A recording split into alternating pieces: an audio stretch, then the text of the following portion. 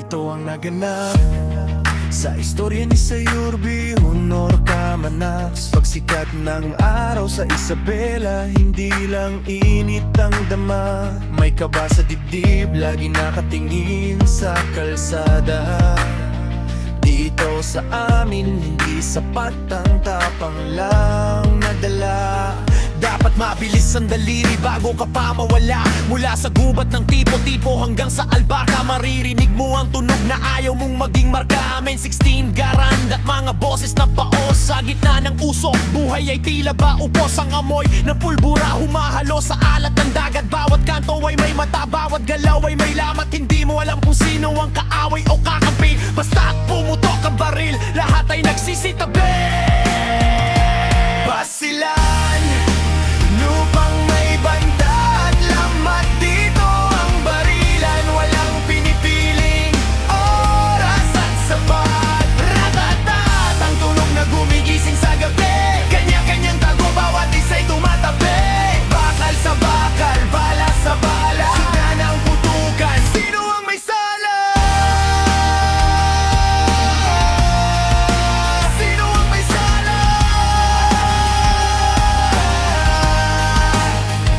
Hindi ito laro, hindi ito parang pelikula. Dito ang dugo ay mabilis na nagmumula. Isang maling galaw, isang maling balita, magugulat ka na lang. Katawan ay nakahiga sa Sampinit Road. Ang checkpoint ay puno ng tensyon, bawat sasakyang dadaan sentro ng atensyon. Ang mga bata sa eskwela sana'y nasa tulog ng armas. Sa halip na lapis ang hawak ng iba ay balisa ka. Kailan ba matatapos ang serye ng paghihinte?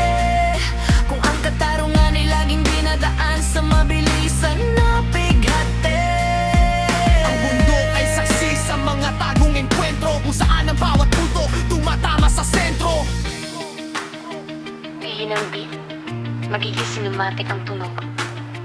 Sabi nila, malayo na ang narating natin, pero bakit feel ka be? Ang tanging uwi sa amin ay ang nalingaw ng pagbakbakan. Isang pamilya ang lulu, isang pamilya ang magbubunye. Pero sa huli, pareho lang kayang taong talong, bawat balang lumilipad. Walang mata, walang puso. Basilan, lupang may banta, mat dito ang barilan, walang pinipiling oras at sapat. Ratatat, ang tunog na gumigising sa gabi. Kanya-kanyang tago, bawat isa'y tumatabi.